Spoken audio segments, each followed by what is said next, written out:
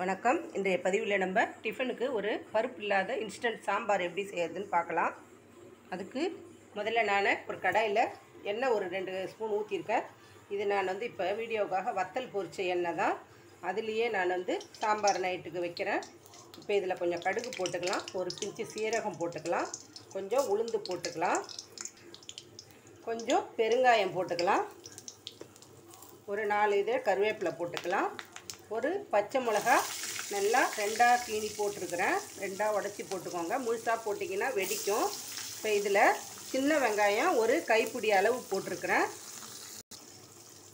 எல்லாத்தையும் போட்டு நல்லா வதக்கிக்கலாம். இன்ஸ்டண்ட்டாக சீக்கிரமாக பருப்பு போட்டு வேகிறதுக்கு நேரம் இல்லாமல் இருக்கும்போது டக்குன்னு வைக்கக்கூடிய இன்ஸ்டன்ட் சாம்பார் ரெசிபி மாதிரி இது சூப்பராக இருக்கும். இட்லி தோசைக்கெல்லாம் கண்டிப்பாக ட்ரை பண்ணி பாருங்கள். நம்ம சேனலில் நிறைய வீடியோஸ் அப்லோட் ஆகிட்டே இருக்குது. நிறைய வகையான வத்தல் ரெசிபிஸ் எல்லாம் இன்னும் வர காத்துட்ருக்குது. நம்ம சேனலில் இதெல்லாம் பார்க்கணுன்னா சப்ஸ்கிரைப் பண்ணி வச்சுக்கோங்க. அப்படியே பக்கத்தில் இருக்க பெல் பட்டனையும் ப்ரெஸ் பண்ணி வச்சுக்கோங்க. இந்த வெங்காயத்தை நல்லா வதக்கிக்கலாம். இந்த சாம்பார் செய்யறதுக்கு சின்ன வெங்காயம் ரொம்ப டேஸ்ட்டாக இருக்கும். இப்போது இதில் ஒரு பெரிய தக்காளி பழம் கொஞ்சம் பொடியாக கட் பண்ணி இதையும் சேர்த்துக்கிறேன். ஒரு 4 பல்லு பூண்டு தோல் உரித்து நசுக்கி கூட நீங்கள் சேர்க்கலாம்.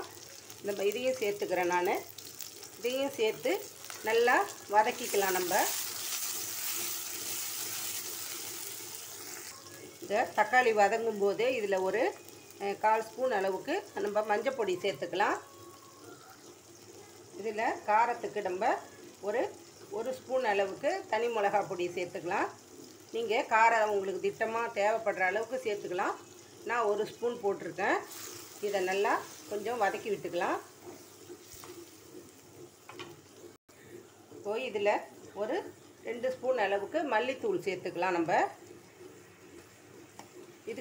இதுக்கு மட்டும் தேவையான அளவு உப்பு சேர்க்குறேன். அப்புறம் நம்ம தண்ணி ஊற்றி கொதிக்கும் போது கொஞ்சம் தேவைப்பட்டால் அப்போ கொஞ்சம் சேர்த்துக்கலாம். இப்போ இதை நல்லா வதக்கிக்கலாம். நம்ம மிளகா பொடி இந்த ரா ஸ்மெல் போகிற அளவுக்கு நம்ம நல்லா வதக்கி எடுத்துக்கலாம்.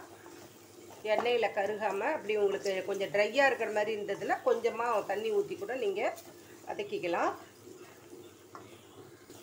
இப்போது இதில் தேவையான அளவு நீங்கள் தண்ணி ஊற்றிக்கலாம். நான் ஒரு 3 டம்ளர் அளவுக்கு தண்ணி ஊற்றுறேன். இந்த தண்ணி நல்லா கொதித்து வரட்டும். நம்ம மிளகா பொடியெல்லாம் நல்லா வதக்கிட்டோம், அதனால் ராஸ்மெல்லாம் போயிடும். இப்போ இந்த தண்ணி நல்லா கொதிக்கட்டும். இப்போ பாருங்கள், நல்லா கொதி வந்துருச்சு. நம்மளுடைய மிளகா பொடியெல்லாம் ராஸ்மெல் போயிடுச்சு. இப்போது என்ன பண்ணணும், ஒரு 2 ஸ்பூன் அளவுக்கு கடலை மாவு எடுத்துருக்கிறேன். கடலை மாவை கொஞ்சமாக தண்ணி விட்டு பபிள்ஸ் எதுவும் இல்லாமல் நம்ம கரைச்சி விட்டுக்கலாம்.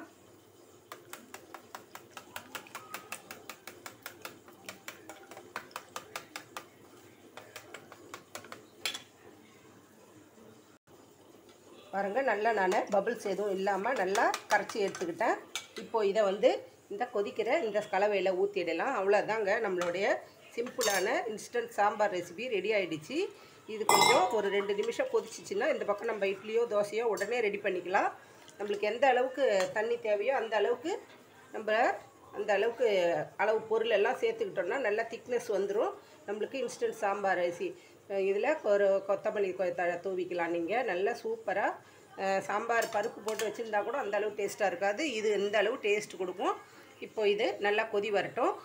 அவ்வளோதாங்க, நம்மளுடைய இன்ஸ்டன்ட் சாம்பார் ரெடி ஆகிடுச்சு. நல்லா கொதி வந்துருச்சு. இப்போ இதை நல்லா நம்ம இறக்கி வச்சுக்கலாம். இதை நல்லா கலந்து கொடுத்துட்டு இறக்கி வச்சுக்கலாம். இப்போ நீங்கள் இதில் கொத்தமல்லி கருவேப்பிலை தூவுறதுனா தூவி நம்ம இட்லிக்கு ரொம்ப பக்காவாக இருக்கும். இட்லி தோசைக்கு செம்மையாக இருக்கும் காம்பினேஷன். நல்லா கண்டிப்பாக ட்ரை பண்ணி பாருங்கள். இப்போ இதை வேறு ஒரு பவுலுக்கு நான் மாற்றிக்கிறேன். பாருங்கள், நான் இப்போ இன்ஸ்டன்ட் சாம்பாரை வேறு ஒரு பவுலுக்கு மாற்றியாச்சு. இப்போ இந்த சாம்பார் ரெசிபி உங்களுக்கு பிடிச்சிருக்குன்னு நினைக்கிறேன். பிடிச்சிருந்துச்சுன்னா நீங்கள் இதை வீட்டில் ட்ரை பண்ணி பார்த்துட்டு ஃபீட்பேக்கை கமெண்ட்ஸில் சொல்லுங்கள். நல்லா இருந்ததுன்னா ஃப்ரெண்ட்ஸுக்கெல்லாம் ஷேர் பண்ணி விடுங்க. வேறு ஒரு பதிவு இன்ட்ரெஸ்டிங்காக போடுறேன். அடுத்தடுத்த பதிவை பார்க்குறதுக்கு நம்ம சேனலை சப்ஸ்கிரைப் பண்ணி வச்சுக்கோங்க. வாழ்க வளமுடன், நாளும் நலமுடன்.